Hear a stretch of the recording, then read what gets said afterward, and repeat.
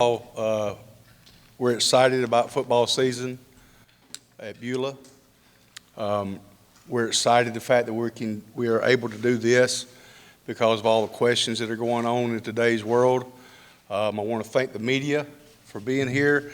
This gives our kids great exposure, our football program great exposure, and we appreciate y'all, taking your time out to talk to us about the Beulah Bobcat football season.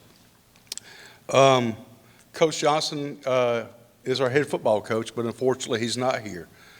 He had to get tested yesterday for COVID-19, and luckily he was tested negative, but we're having to follow our protocol, which is he'll be gone for 2 weeks. So he'll be missing the first week of football season next year when we start practice, or next week when we start practice. So what do you do in that situation? Well, you can either lay around and complain about it and worry about it, or you just get up and go to work. And we've got enough guys. You see our 3 seniors here that, and we have more seniors at the school, that we're just going to go to work and do what we got to do to get done each and every day. Before I get started at anything else, I want to say one thing. We are missing one of our coaches. Jeff Lamb has had some medical issues, and I want Jeff to know that we're praying for him, and we hope that he gets back to school as soon as possible. Got a tough schedule this year. We changed, everybody realigned this year, and we got a tough schedule. We start off with Opelika on the road, and it was a tough game for us last year. I feel like we kind of got lucky in regards in some of the ways we played, but we, won 14-0, but it was a tough ball game. Our second game of the year, unfortunately, is up in the air because it was against Pacelli out of Columbus, and as y'all know, they have pushed everything back. So we have more questions now. Are we going to try to get a new team? Things of that nature. We simply don't know the answer to that right now. So if you'll bear with us, we may have some changes in the future. Next, we have Pike County at home and Trinity at home. These are both area games. They're new to us. We know a lot about Pike County, don't know anything about Trinity, but we do know that they were in the playoffs last year. And then we are on the road against Montgomery Academy. We're very familiar with them. They've been in our region for the last 2 or 3 years, and they're an extremely tough opponent. Then we go to Childersburg, another area game. Reeltown is our homecoming, 2A runner-up last year. Then we have Goshen at home. And then we go to Dayville, and we finish up with the Lafayette Bobcats. I think they're the Bobcats. Anyway, so that's our schedule. And I feel like that it's one of the toughest ones in the region. I've been at Beulah for a while, and it's one of the toughest schedules that we've had since I've been there. As far as our summer workout's been going, we had to miss the first 2 weeks because of the COVID-19 situation. Then we got back into it, and our guys have been working hard. Our numbers are not where we want them to be. We've got some guys that we haven't seen since March 13th, the day that we got out, because of the situation at home with them, and having fears of this nature and that nature, not knowing what's going on with it. So we're looking forward to hopefully Monday our numbers going up. We've been averaging about 20 to 25 guys at workouts, and that's a good number, but it's not where we thought we were going to have about 30, 35 guys. So we're a little bit down, but the guys that have been there, they've been there consistently, so we have a good idea who's going to be there Monday. Hopefully we can add some to that. Like I said, our guys have been working hard. It's gotten hot here the last few days, but we've had to put our mask on. So now you get to worrying about wearing the mask and having to work out in the heat. So you got to adjust your body to that. There's a lot of adjustments that every school in the state, every school in the country is having to go through. But the simple fact is this: we've got to move forward. We're going to play at some point, and so we've got to be ready to play. So we've got to work hard. Coach may be there, coach may not be there. A player may be there, may not be there. It all depends on what happens day to day, and you've got to take it day to day. You don't know what's going to happen tomorrow, so you can't worry about tomorrow. You can't worry about what happened yesterday. You wake up in the morning, go to work, get your job done. whatever your job is, and when the day's over with, you wake up the next day and see what you got to do then. So, and you've got to be prepared for that. You know, I've got to prepare the assistant coaches to call the defense in case for some reason I'm not there for a day or two. We're not going to not play because we're not there. If Caleb is not there as our quarterback, we're going to have a game the next, you know, and so we've got to prepare to play with or without them. So that's how you've got to do things. You've got to just be positive, and we have been positive. Coach Johnson has stressed that to us as coaches, to the players. He's done an outstanding job of navigating through the situation. When you have more questions, whenever we sit down as a coaching staff, we start talking, we wind up having more questions than we have answers. So we just say, well, that's enough. We'll come back tomorrow. Maybe we'll have some answers. If not, we just wind up having more questions. But we're just like every other school in the state. And like I said, we're going to wake up tomorrow. We're going to go to work tomorrow. Right now, I want to introduce the players that are with me. To my right is Quentin Hale. Quentin Hale is a senior offensive and defensive lineman. Next is Caleb Abney. He is our quarterback, senior. And then beside him is Austin Billingsley. He's an O-line, D-lineman, and he's a senior. And if you have any questions, we'll be more happy to answer them at the time.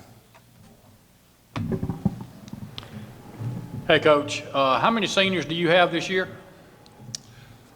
Well, as I just said, the numbers are fluid because we had a certain number on March the 13th, so we haven't seen those guys. So we don't know. We won't know until Monday. We have based off what we had then. So I don't want to give you that number because honestly, we don't know who's going to be there Monday, who's not. Okay, last year, your early part of the season went very well, wins and losses, and then you hit a pretty tough span. One of the things that Jerry and I do the scoreboard show on Friday nights on 97.7 Kicker FM. Mm-hmm. One of the things that we noticed was that as frustrating as that is, the kids never quit and the coaches never quit. How does that get you ready for this year? Well, we do have some senior leadership. We're used to tough schedules. We're used to tough situations at Beulah. So, like I said just a minute ago, we just get up in the morning and go to work. I mean, you can either sit around and complain about the situation, but when you do that, when you stop complaining, you're still in the same situation. So you just got to get up and go to work and push through the bad times, enjoy the good times when they come, win, lose, or draw. As long as we're doing all we can do, that's all we can do. So we've got to be satisfied with the outcomes. So, Coach, the offensive line is kind of the stronghold of this group, bringing back most of your starters. I think 4 out of the 5. Just what can you say about them and the 2 players? Same kind of question goes to you. Well, it's real simple. If you know anything about this game, you win games, lose games at the offensive line, defensive line. That's where the games are won. And so we're excited about the guys we have coming back. We do have some very strong, talented offensive linemen coming back who I hope flip over and do the same thing on the defensive side of the ball. But as long as we control the line of scrimmage, we feel comfortable in what we're going to be able to do from a run game standpoint, stopping the run and being able to run the football. So we're excited about that aspect of our football team this year. Coach, you've talked a lot about, the uncertainty that everybody's faced this offseason. In what ways do you feel like it's caused you to grow as a coach as far as, what you've learned about how to handle different situations that have come up? Well, I am a disciplinarian. I'm the disciplinarian on the team. And I expect things to be done a certain way. And so I've had to teach myself, I'm one of those guys that if you don't show up for practice, you don't play. Well, I can't be like that now because the guys may want to come to practice, they can't be there. So it's taught me, I've gotten a lot more mellow, I guess I would say, this year because with everything that's going on, football used to be, I've actually apologized to my wife before about how I used to be as a coach because I missed so much when my kids growing up and everything because everything was focused on the game of football. And I have learned in the last 2 or 3 years that Yeah, it's important, but it's not the most important thing in the world. It's a game when everything's all said and done. And so I've learned to relax, take the good with the bad as a coach. We as a coaching staff, we have to we are communicating to each other constantly. Hey, he may not be here because he's not feeling good. He may not, we've got to get used to this situation. I was talking to the offensive guys today, and I told them, I said, guys, we've got to practice 22 guys every practice because you never know, as I said earlier, who's going to wake up on a Thursday morning and test positive. So now that guy's missing. We're still going to play ball. So you can't go out there and say, well, we're not going to kick today because our kicker's not here. You just got to, line up and, do the best you can. So, we're learning how to do that. Even with so much uncertainty, you guys are one of the teams that returned a quarterback that played. With Caleb, how much growth did you guys see from when he first took over last year to where you guys are going into this fall? Caleb's a quiet leader. He doesn't communicate real loud like a lot of guys do. He leads by example, and he's learned the offense. He knows what we're trying to do offensively, and he fits in well with our concept from an offensive side of football. Yeah, this question's for Caleb, kind of piggybacking off of that, just where have you kind of felt more comfortable this offseason entering your second year as a starter? Say that again, sorry. Just being more comfortable as a starter in your second full year. Oh, yeah. Well, I feel a lot better going into it, trying to just have fun, enjoy it, don't take it for granted, just enjoy every day, work hard, and I guess everything else fall into place. Austin and Quentin, so you guys can just take turns. Just how excited are you guys to try to get Beulah back in the playoffs after missing it last year and just be back out there with the team?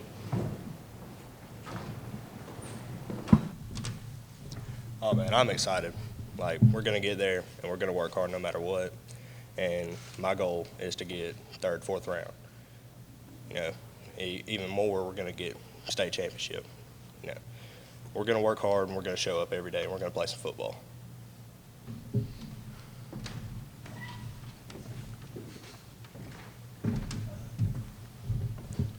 Pretty much like he said, everybody's on the team. They're really excited, and we're all aiming, to go to the third or fourth round or further. So